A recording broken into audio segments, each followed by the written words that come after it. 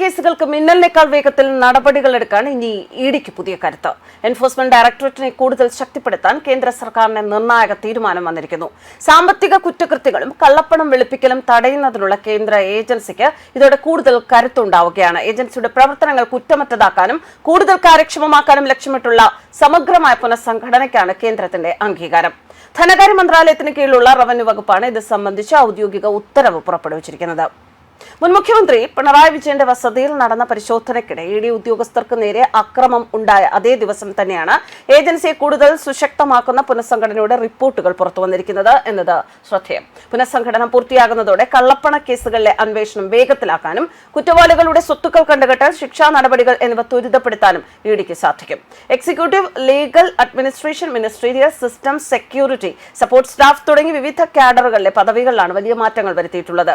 Executive വിഭാഗത്തിൽ additional ഡയറക്ടർമാർ 10 നിന്ന് 24 joint ഡയറക്ടർമാർ 28 പദവികളിൽ നിന്നും 49 ഡെപ്യൂട്ടി ഡയറക്ടർമാർ നിലവിലുള്ള 148 തസ്തികകൾ 267 അസിസ്റ്റന്റ് ഡയറക്ടർമാർ 255 നിന്നും 531 എൻഫോഴ്സ്മെന്റ് ഓഫീസർമാർ 355 പദവികൾ 606 ഉയർത്തിയിട്ടുണ്ട്.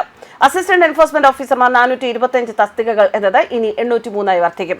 അതേസമയം ഇഡി ഡയറക്ടറുടെ ഏക തസ്തികയിലും 7 സ്പെഷ്യൽ ഡയറക്ടർ പദവികളിലും യാതൊരു മാറ്റവുമില്ലാതെ തുടരും. നിയമവിഭാഗത്തിലും വിപുലമായ പരിഷ്കാരങ്ങൾ നടപ്പാക്കിയിട്ടുണ്ട്.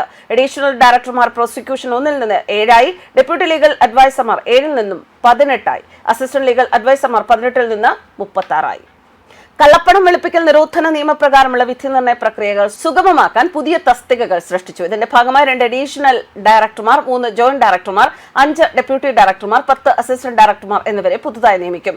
എന്നാൽ സ്പെഷ്യൽ ഡയറക്ടർ എന്ന തസ്തിക എണ്ണത്തിൽ മാറ്റമില്ലാതെ നിലനിർത്തിയിട്ടുണ്ട്. സൂപ്രണ്ടുമാർ, അസിസ്റ്റന്റുമാർ എന്നിവരടങ്ങുന്ന മിനിസ്റ്റീരിയൽ ജീവനക്കാരുടെ എണ്ണത്തിലും മാറ്റങ്ങളുണ്ട്. സീനിയർ സിപ്പായിമാരുടെ തസ്തികകൾ 209 നിന്ന് 273 ഉയരും. സപ്പോർട്ട് വിഭാഗത്തിൽ സീനിയർ പ്രൈവറ്റ് സെക്രട്ടറിമാരുടെ എണ്ണം 4 സ്റ്റെനോഗ്രാഫർ ഗ്രേഡ് 1 തസ്തികകൾ 20 നിന്ന് 44 വർദ്ധിപ്പിച്ചു. പ്രൈവറ്റ് സെക്രട്ടറിമാർ, സ്റ്റെനോഗ്രാഫർ ഗ്രേഡ് 2, ഡ്രൈവർമാർ, മൾട്ടി ടാസ്കിംഗ് സ്റ്റാഫ് എന്നീ തസ്തികകളിൽ കാര്യമായ മാറ്റങ്ങളില്ല.